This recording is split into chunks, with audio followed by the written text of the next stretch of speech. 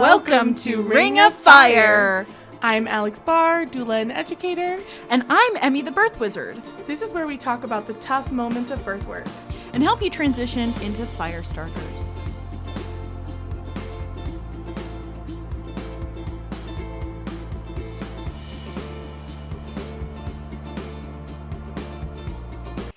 Guess what? It's the episode. Yeah, welcome to Ring of Fire. I'm Alex Barr, doula and educator. And I'm Emmy the Birth Wizard. And this week... I like week, this face. It feels good. Yeah, it feels really good.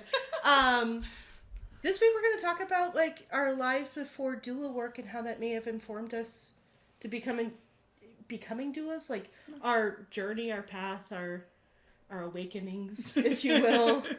Because I think so often, at least I've heard so many people talk about their like lives before, and it being like most people don't have the story of, well, actually I shouldn't say that. There's a lot of people who are like, I was obsessed with birth from the very moment I like was born myself, and then there's a lot of us who are like, which is Alex and I's story of like, I mean, I knew it was a thing.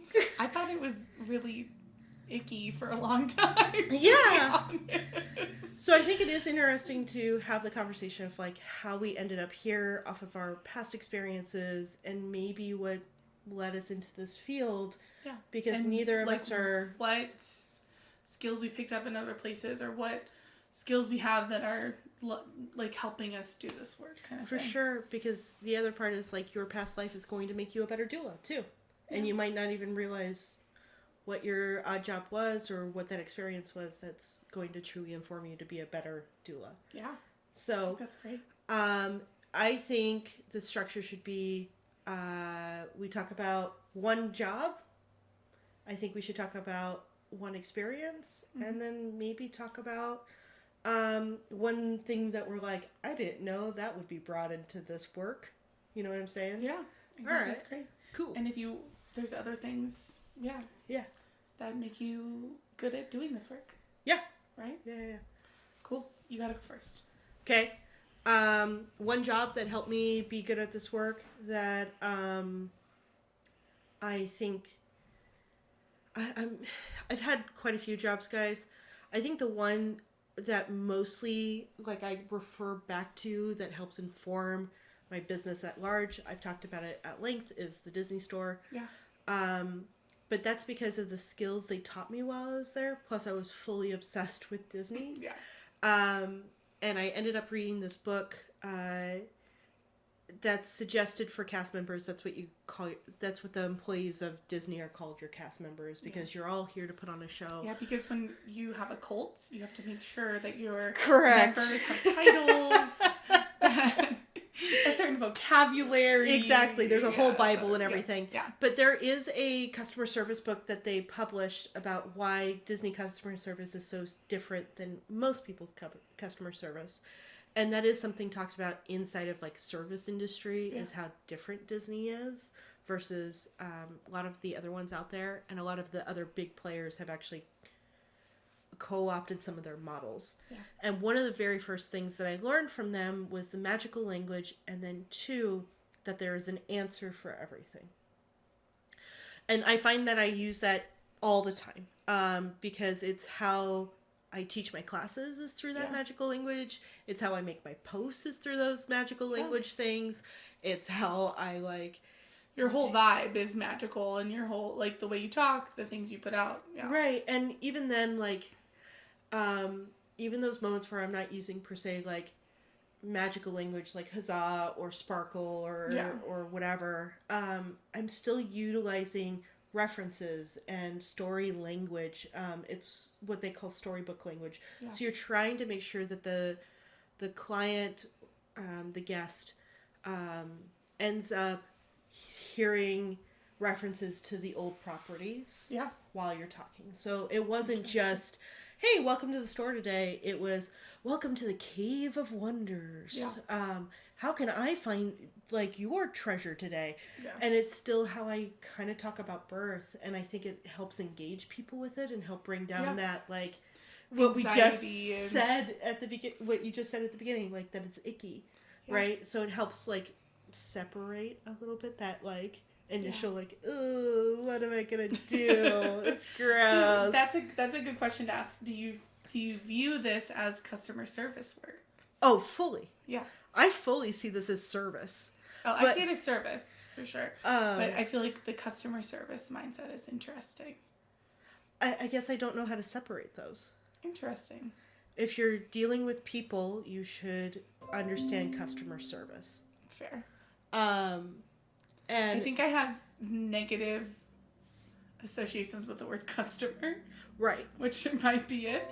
But because to be in service of people, I've always seen as different than what most people are taught in customer service, which is like to never say no and like worship the ground they walk on and they're always right and things like that kind of thing. I think, okay. So my question is like, if someone's giving you money for a service, isn't that customer service?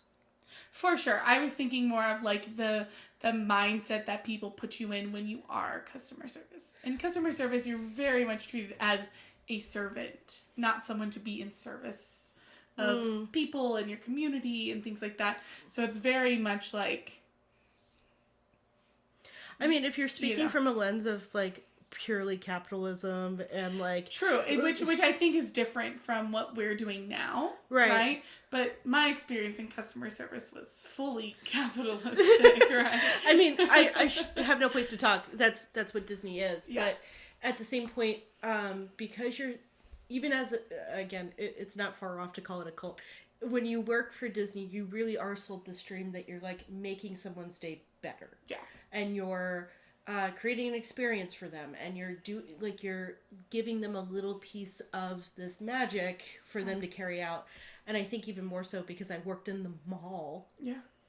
I felt this like higher degree to try and achieve that, because it wasn't like you were spending thousands of dollars to come interact and like that you would if you're going to like a theme park or something. Right, exactly, or one of the shows or whatever. Like, I'm interacting with you because you happen to be here on Thursday night and you're like, I just needed a stuffy for my kid's like birthday. That's all. Yeah.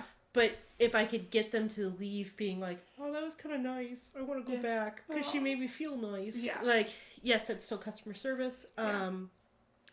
I think that was a big thing that I still bring into this, is understanding like, and it's actually a pitch that I do during my, you guys can steal this, but if you guys know this, individuals with dementia can actually recall their birth stories. Yeah. It's the pitch I do during my consultation, because I'm letting them know, I want this to be a story you want to tell the rest of your life, even if you can't remember bits of your life. Yeah. And so that's a part of that, like, selling experience, selling the story, selling, right? So that's where Disney kind of like still is like infiltrating every part of what I do in this. I feel like you probably would be like this without Disney. Yeah, That's I'm sure. I guess I think this is like built in. A little bit, for sure. Some of it is, because I worked at the front desk of a hotel and I had the same kind of like quality standards I did at restaurants. I did all of that. How long did you work in that stuff? Like work outside of that? Like in retail, restaurants, stuff like that? That's all I've worked. Yeah. All I've worked is service industry. See, the longer I worked, the more bitter I got. I'm like, man, Emmy's not nearly as bitter as I am about the service industry. I found more bitterness in dealing with management. Fair. I found more bitterness in working in the business side of it than working with people. Because people are showing up to the hotel and they're sad and they're tired because they've been traveling all day, because they've been planning this vacation for months, maybe even a year or more, and they just want it to be a good time and they've put all this pressure on it. So I was like willing to go on that journey with them, especially when it was like, I found shit in my toilet and like I paid a bunch of money for this hotel. Like I understood where they were coming from. Did I appreciate being yelled at about it? No, but at the same point, like when I stepped into that place of like, oh, this is your only vacation. Yeah. This is it. And you brought all the kids and like the grandparents came along, which I don't even want to know the dynamics between you and your parents going on vacation together. Like, so I always had this like big empathy towards people when Yeah. it came to service industry. I had the one that I had the hardest time with is actually restaurants. Yeah. And it's because restaurant service, people expect you to do whatever the fuck they say. And that's where most of my experience is. And that's really tough because there's not a way to set boundaries, right? Like, an example I typically bring up of like when I was like, oh, I'm not meant for restaurants. I was working as a waitress at a sports bar. It was an evening time. I can't even remember. It was like a Tuesday evening, like 7 o'clock at a sports bar. There's not a lot of people there. And this person asked for sunny side up eggs. And I was like, dude, I order something on the menu, please. Like, we don't have eggs. And he's like, well, you have a hangover burger. Okay, yeah, we have a hangover burger. He's like, there's eggs on that. Okay. He's like, so just bring me the eggs. Sure. Sounds good. I'll be right back. There's a Denny's half a block away, you motherfucker. Like, why? Okay, Why here? Yeah. And so I'm seeing the difference. Right. Versus, like, when I worked in clothing retail or any of these others, it's like, it's out of my hands. Like, I can It's do... a lot more low stakes, yeah. I can do as much as I can, but you want cash? Yeah. Right? Like, I can make phone calls. I'll do what I can, but please don't send me to the back to make something that's not on the menu. But the expectation is, obviously, you'll do it. I'm here. Yeah. So I had a harder time with restaurants than I did in any other service industry. Interesting. Okay. Because, again, there's this boundary. Like, no matter what, you booked a stay at this hotel, you kind of knew what you were getting into. Yeah. If you're like, why weren't there rose petals on my bed? Well, did you call before to ask? For that, yeah. No?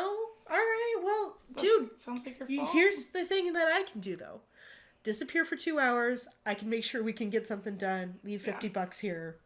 Guess what? I can make magic happen. Yeah. But you can't be mad preemptively that we don't have the experience you were expecting. So yeah. So that's how I stayed not mad. Maybe is by staying away from restaurants. Yeah. Yeah. And that's gonna be my one job, right? Because that was mostly the jobs that I had.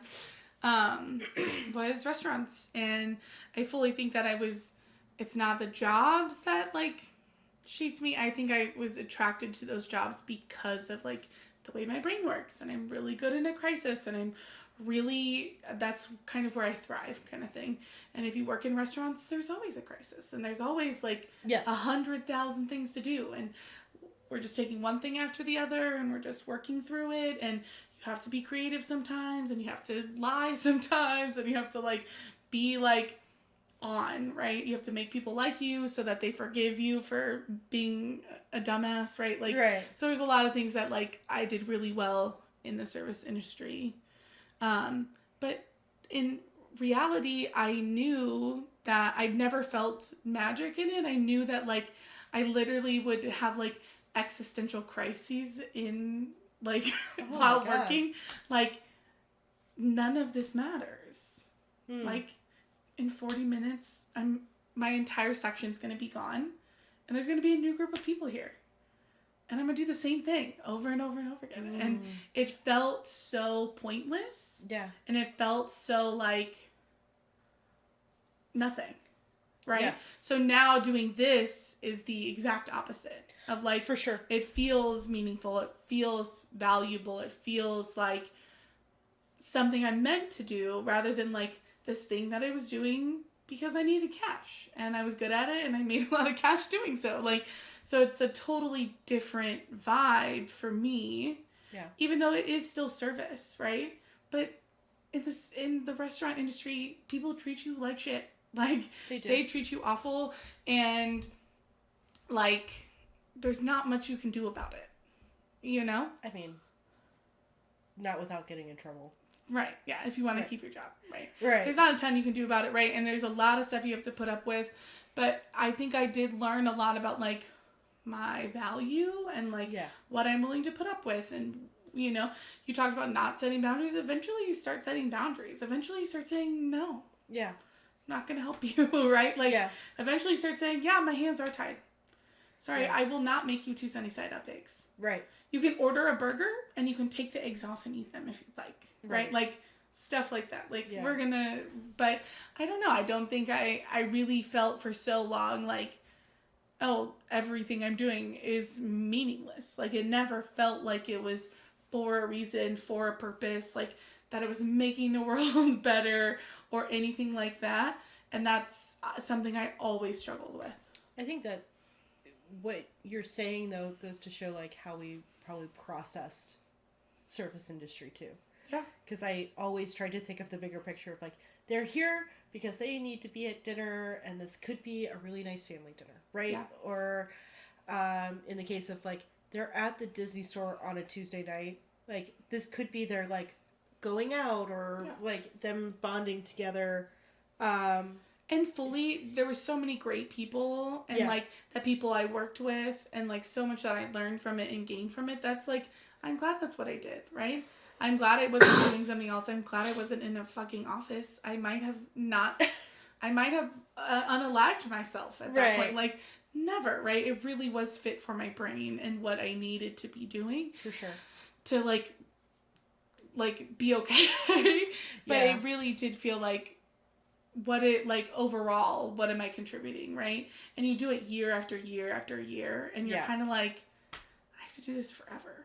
Like, I have to forever be on in a server, and I have to forever be, like, this person that's not me, right? Yes. This persona that I have to put on to be a server, and to be a server that is getting paid, right? Yeah, for sure.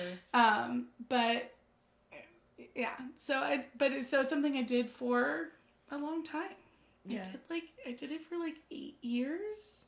I was serving, bartending, working in that area. It's just like, eventually you're like tired of smelling like food. Right? And it's something that I really thought I was gonna do for a long time. I did not know that, like, something was gonna, like, smack me in the face the way doula work did. And that's why I'm really grateful for that. Like, I really knew that I always wanted to do something that would, like, provide for people and be a service to people, but, like, I never thought that I would find it. Alex, you met the most amazing friend when you were a server. I was. Yeah. Fun fact, I met Trina from Breast for Baby as a bartender. Right. At a restaurant here where we are. Yeah.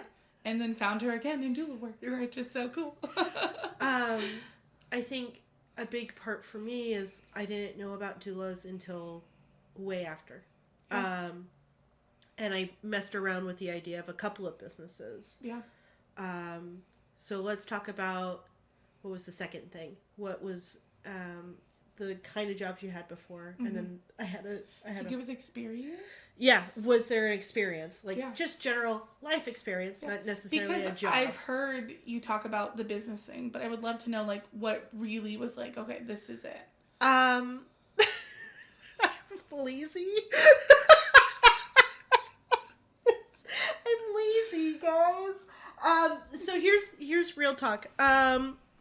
So we'll go with the experience. I think my ultimate experience was, you guys have heard lightly my story, maybe not so lightly at times. My first birth story. You shared your first birth story. Right. Yeah. It's not a fun story. It's all right.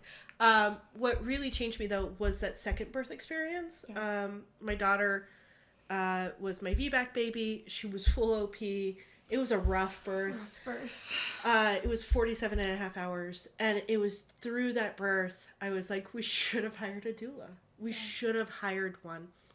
And it was from there that I got more exposure. I still remember being pregnant with her and telling someone who was like, what do you think? Should we get a doula? And I was like, no, you should be doing work for your wife. How dare you try and hire that out? No, step up, right? Which in hindsight, I'm like, that was awful advice. But it came from such a place of like, that's what we're going to do. Like, you should be active in this role. And some context there, he was trying to like kind of hire away his responsibilities. Yeah.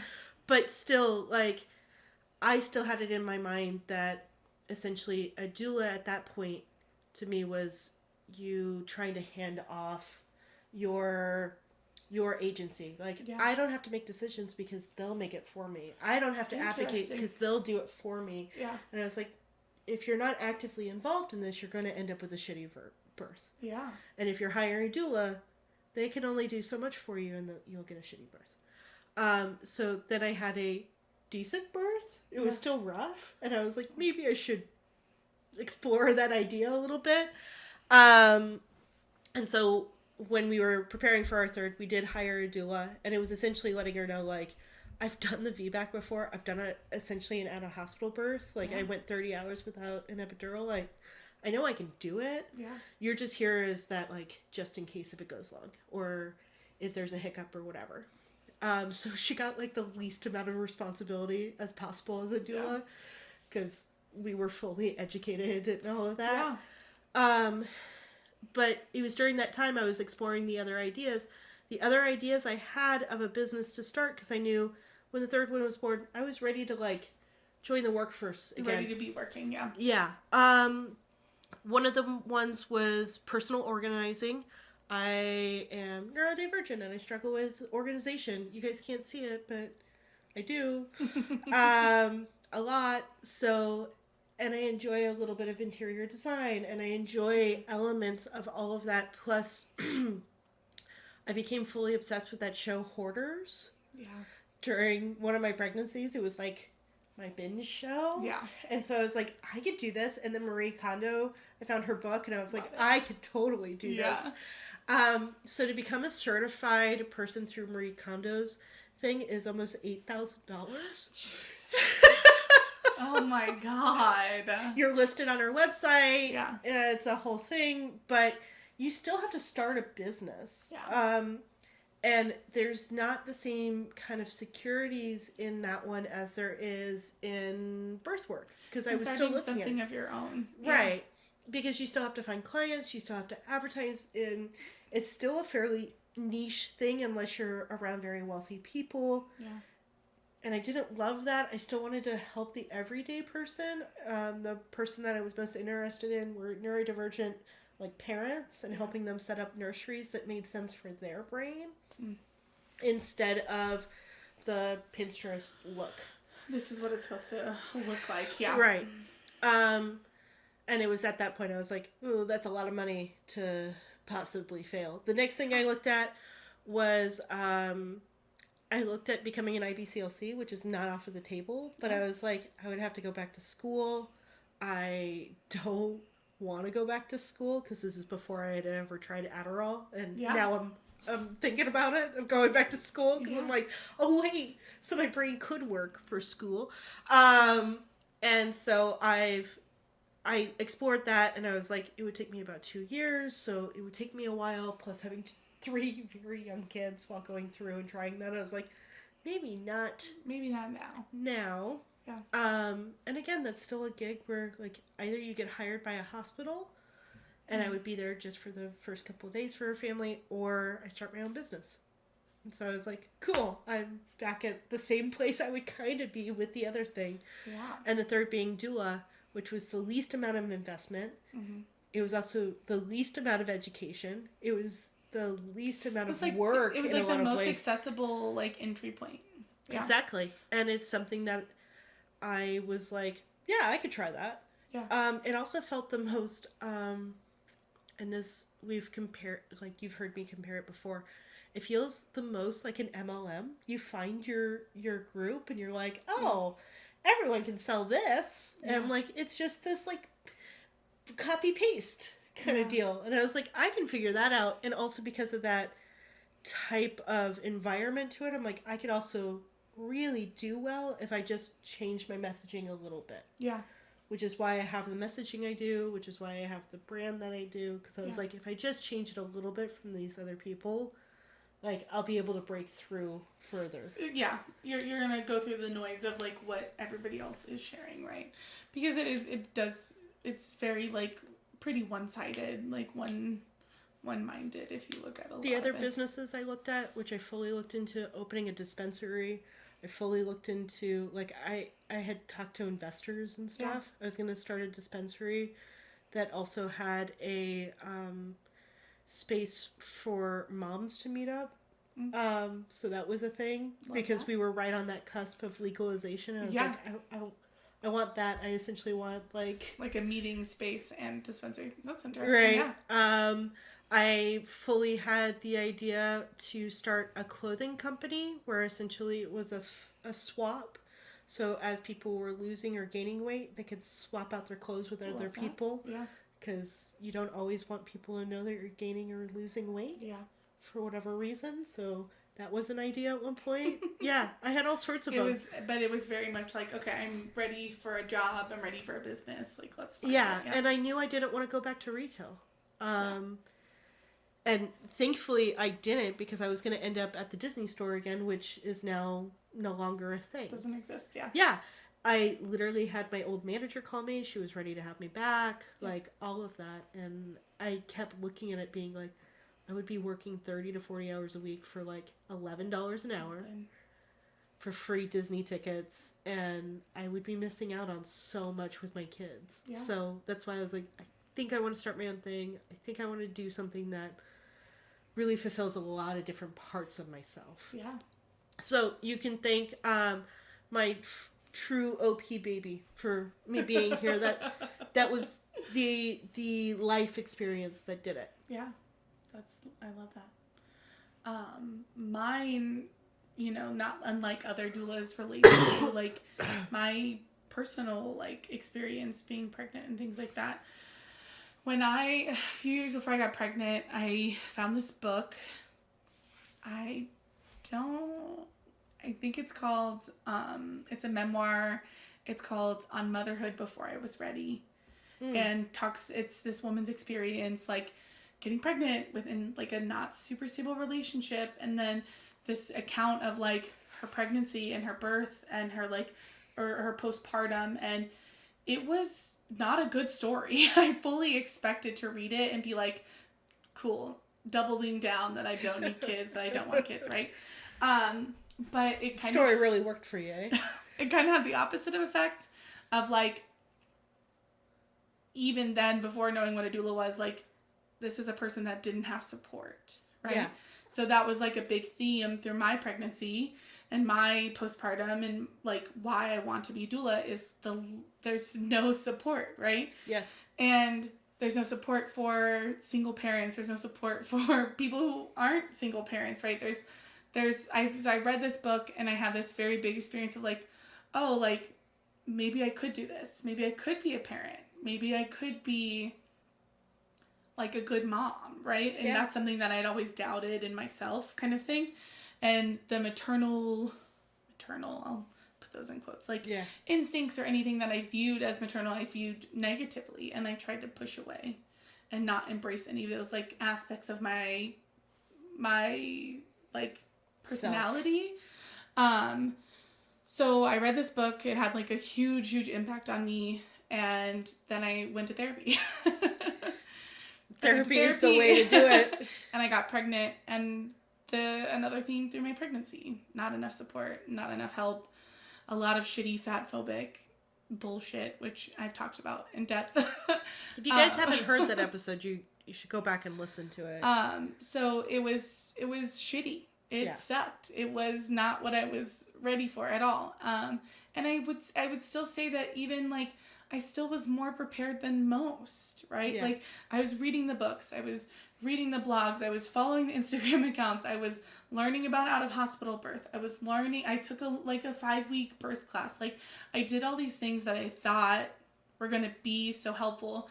And ultimately they helped a little bit, but I still didn't have enough fucking support. Like that's the underlying theme of like all of this and all of my personal experience, postpartum too. So when it was through that period of when I was pregnant that I learned what doulas were. And I was like, that kind of is exactly what I want to do. It kind of exactly fills in the gaps of like what I think is important and community support and the lack of community support. And it really was like, I need to do this, right? Yeah. And I felt this like pull. And so when I saw that someone was doing a training, I was like, I'm there. And here we are. Right. So it was very much my own personal bad experience, which we talk about as like one of the entry points into doula work and birth work. It's like, literally, I had a shitty experience. Literally, right? the joke I started out with every person now is like, 2 ways you end up at birth work: a great birth or a shitty one. Promise, mine has this happy ending. Yeah. But just, it'll be okay. Yeah. So it's definitely, I'm glad that I'm here and I ended up here because I feel like this is exactly what I'm supposed to be doing. Like, this is exactly the work that I'm supposed to be doing. This is like been helpful for me. I'm glad that I can help other people. Like, it's really like, this is it kind of thing. There's no going back kind of thing. Yeah. I can see that. I think it's so hard when you have the conversation about lacking of support because there's so many factors to that. It's not just having people in your area who know you. Yeah. It's so much more. And there's so many levels to it. And there's right. so much like, we had a unique experience, not unique to, I'll take that back. It's not unique, but we had the experience of not having family close and right. not having people close. And we didn't really know anybody in the area. And anybody that I had met through like work. So once I stopped working, they weren't there anymore kind of thing. Right. So it's very much like I hadn't made real connections, but I also didn't understand the benefit of that. That's not something that ever been taught to me or instilled to me. Like the benefit of like, oh no, you have to build that village, right? Like it takes a village. Yeah, you have to build it before you have the kid. Yeah. You have to like create these structures as early as possible. But I didn't understand that until after I had a kid. And I was like, oh, I'm alone. Right. And I don't think that me being someone's doula fixes all of their problems. But it did feel like, okay, this is one way that I can help and one way that I can contribute. For sure. And I could see that fully. Because that's now the message I give every person in my life when they become pregnant. Like, when I'm telling you to call me at 3 a.m., call me at 3 a.m. because you need help with breastfeeding or you just need someone to hear you. Or, like, ask me about baby-led weaning when you hit that point and, like, what does it take? Let's talk about this stuff, and I might even message you on occasion and be like, how are things going? Do not feed me bullshit. Yeah. Because that's not the reason I'm doing this. I'm doing this so that way someone's in your corner and actually want to help you. Yeah. I do find that a lot of my friends are non-receptive to that, though. Like, most people are. I find most people are not receptive to help. Even people who hire us. Yeah. Are still like, no, I'm good. I'm fine. Everything's great. Right. Or I'm like, oh, I haven't heard from you. Oh, yeah. The world was ending. Right. And I'm like, okay. you could have called me. It's okay that you didn't, but I would have been there, right? So we have such a culture of not asking for help and not like accepting help, right? Yeah. There's such a culture of like, no, we're fine, right? And like all the nuclear family bullshit and like we should just be able to care for our family and we don't need help from anybody else, right? Right. But there's so much like isolation and loneliness and like really, really shitty experiences in that. And it sucks. It does. It sucks so bad. And it makes me so sad. But I also know that like that's why we talk about like decolonization and like figuring out how to bring back communities and figure out how to build that stuff. Because all of that is like we're brainwashed into that, right? For sure. Like we're like, oh yeah, this is fine. We don't need support systems. Oh, you 100% need support systems, right? Because we're failing so many people because there's no support system. Yeah, for sure.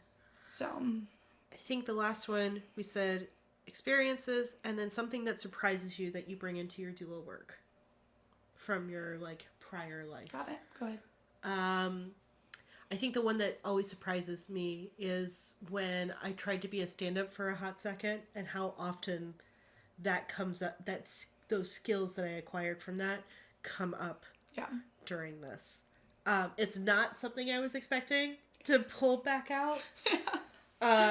Because to me it felt like such a foyer off because I think of that as artistry. Like you're a writer. Like that's something One day I'll talk more in depth about that, but literally as a stand-up comedian, what you are is actually a writer who knows how to perform your poetry and your thoughts. That's it. And so this job is a lot of writing. Like, it's a lot of writing. Like, you're writing blog posts or social media posts or your website, and copyright is such a big... Text messages to your clients, right? Like, trying to word emails. Things in the right way. I wrote essentially 3 different education classes. All of that was writing. I did not realize how much writing I was doing as a stand-up that ended up kind of like sprinkling into this job, being comfortable with doing that. I have dyslexia. I don't enjoy writing. Yeah. I don't enjoy reading. I do them. But I didn't realize how much that would inform it. The other thing is I didn't realize that, like, I've always been pretty charming. I have that skill. I grew up around a lot of diplomat people. Yeah. You learn that... We know Emmy's charming.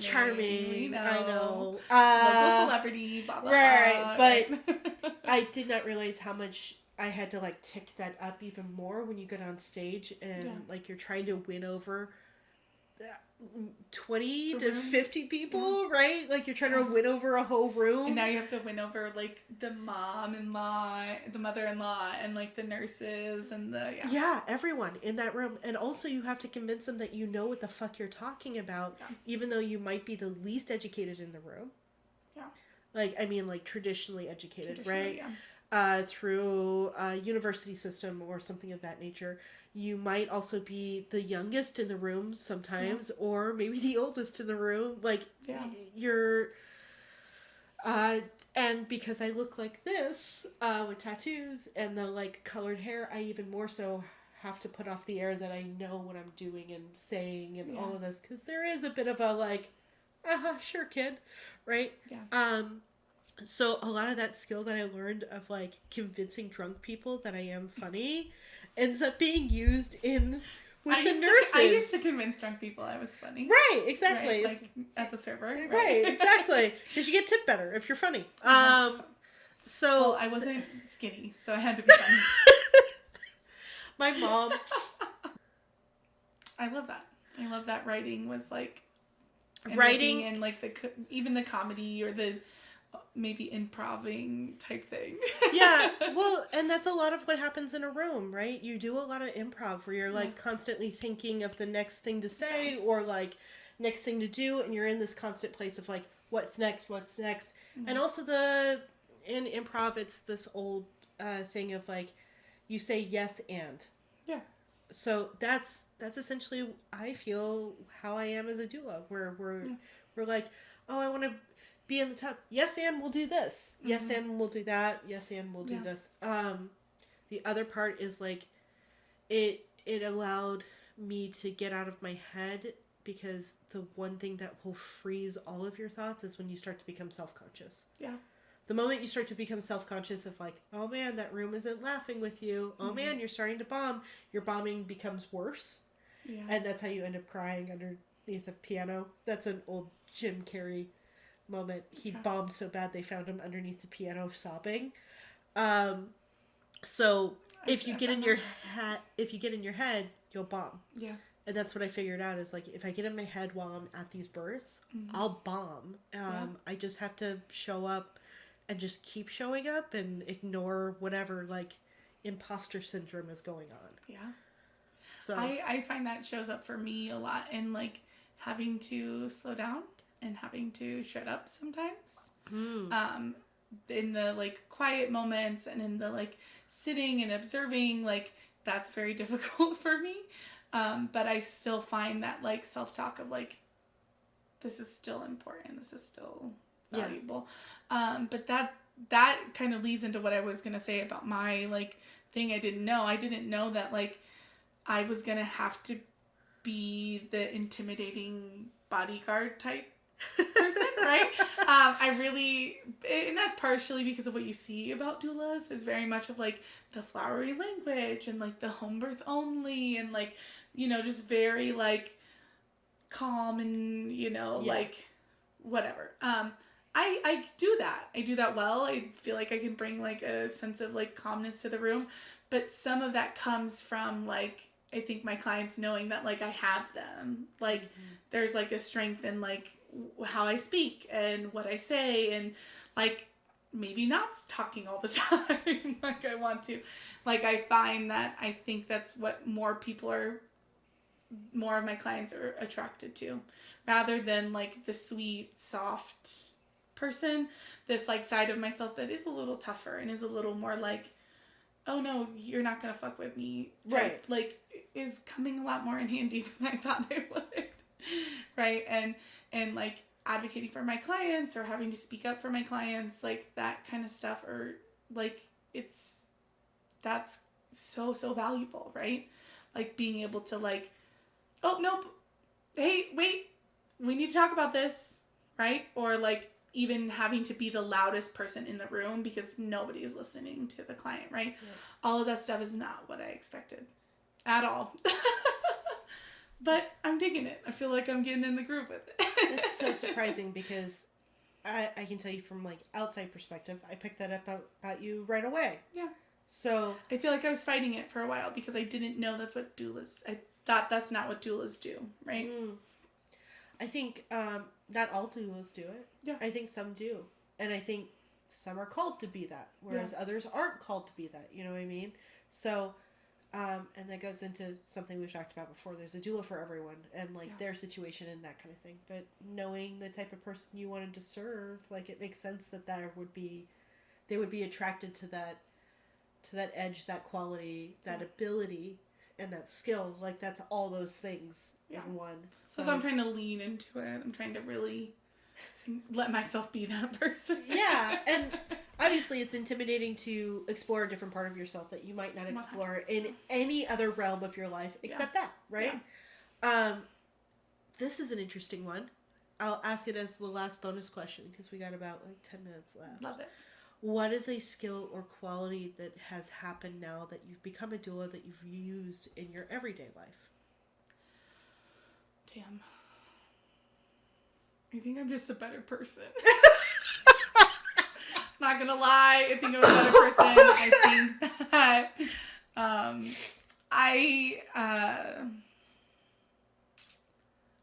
I think I'm like kinder and I'm a little more patient and I'm a little like more understanding and like I don't know, I feel like I'm a better person. I'm a better friend for sure. I feel like I don't know if I was good at like friendship, right? Or maybe good at like being there for people, right? It was more of always like, well, what is that person doing for me kind of thing. Interesting. But I feel that the more I do this, the more I'm just so invested in giving. Right. And being okay if nothing is reciprocated or it's not reciprocated in the way that I think it should be, or maybe I would have thought so. Like, I really feel like I'm like not keeping score, if that makes sense. Where like, I feel like, especially as a younger person, that's how I viewed friendship. Yes. And I didn't have very many good friendships, right? So I feel like I'm just like, I feel like I'm a better person, like for lack of a better way to explain. Like, no, I think that's a wonderful answer. I'm a more supportive and understanding person, and like, you know, like channeling the like Brene Brown of it all, like, you know, where it's like, if you want to help people, you help them, right? Right. And if you don't, then you don't. You can't help people and also be like upset that they didn't want to take your help.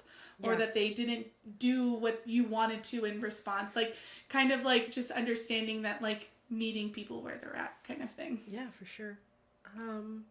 What's yours? Ooh. You know, I think the skill that's come out of this the most is one that is a trauma response that I've been able to mostly overcome, which is a fawn response. So, just in case if anyone doesn't know, there's 4 responses that you can have to terror or fear, meaning that your brain or you believes that you're going to be in harm's way. One is fight, which everyone knows. You throw up your hands and you're ready to like tussle. There's flight, where you bail. I'm out. You're right. There's freeze, where your brain goes completely blank and you do the deer in headlights, right? And the fourth one that we've been able to pinpoint is called fawn. Fawn happens in particular, it's interesting, it's actually very high in people who are neurodivergent. Essentially, it is the trauma, it's a response like animals do where they roll onto their backs to show their tummy, right? Like, I'm here, I'm not going to hurt you, I'll do whatever you need, just don't hurt me. Yeah. And typically that's a response that happens over time. It's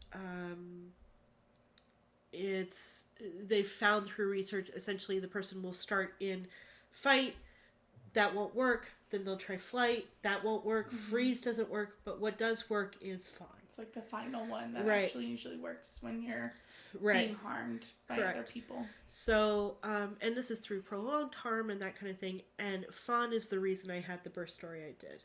Because I got to a place where I was like, just say, if you stop and just say yes to everything, you'll leave here. You'll actually get to leave. Yeah. And you'll stop being put into this harm over and over again. Because it was about a week of harm. Yeah. And through me doing this work, I've been able to gain a lot of skills to leave that trauma response. I no longer go to that place. I have been able to regain, to fight. I would like to regain a place where I don't have any of them. That would be great. You have to go back through. Yeah, I've had to all of them to get to the safe space, the regulated space. Yeah. For sure. So that's what I would say is that's the skill that I've picked up is it's taken me some time, but I've gotten there. So yeah, that's the one that is surprising to me, that's the skill that I now can bring into my everyday life. Yeah. I was not coming into this work, and I've talked lots of shit over people coming into this work trying to solve their trauma through other people's experiences. Like, mine was I solved my trauma through other people's experiences. Exactly. Mine was fully accidental. I didn't get into this thinking that response would ever go away. Yeah. I just knew if I got into spaces where I was flipping out, you remove yourself and you regain your composure and you go back in because it has nothing to do with you, right? Yeah. But I think through that exposure therapy, essentially, of not going to fawn, led me to freeze. And then, that exposure therapy led me to flight, which led me to fight. So we're getting so much closer. That's interesting because working in the service industry helped me do that. Did it? Because you just keep going. You realize, okay, something terrible happened. You just got to keep going. Yeah. Those people hate us. No matter what, you got to keep doing it. It's the worst day of your life, and all of this is terrible, and the restaurant's on fire, but you got to keep going because you got to keep making money. It felt very much like, all right, I can handle anything. That's amazing. I can really perform under pressure. Yeah. If there's something bad happening, you want me there. That's really my That's great. My learning from it. All right, I think that was good. Yeah. I think we did it. We did do it. Sorry we took a 4-week break, but it also needs to happen. And hey, if you guys don't want us to do that, you guys could buy our merch. Buy our merch. And I appreciate you guys showing up on our Instagram Live. Make sure you join our Discord. That's where we hang out. If you guys didn't know, we're there and we do an after show there. And then also I'm on there doing other stuff. I've been playing games and streaming them there. Some people have been showing up and hanging out. I didn't know that. Yeah. So, and I did the original mic tests in there. You guys, we're building a cute little community there. Yes, it's a lot of please fun. come join us. It'll be really fun. And that's where you get access to extra stuff. For sure. All that stuff. All right. Until next time. Bye. I'm Emmy the Birth Wizard. I'm Alex Barr, doula and educator. Bye.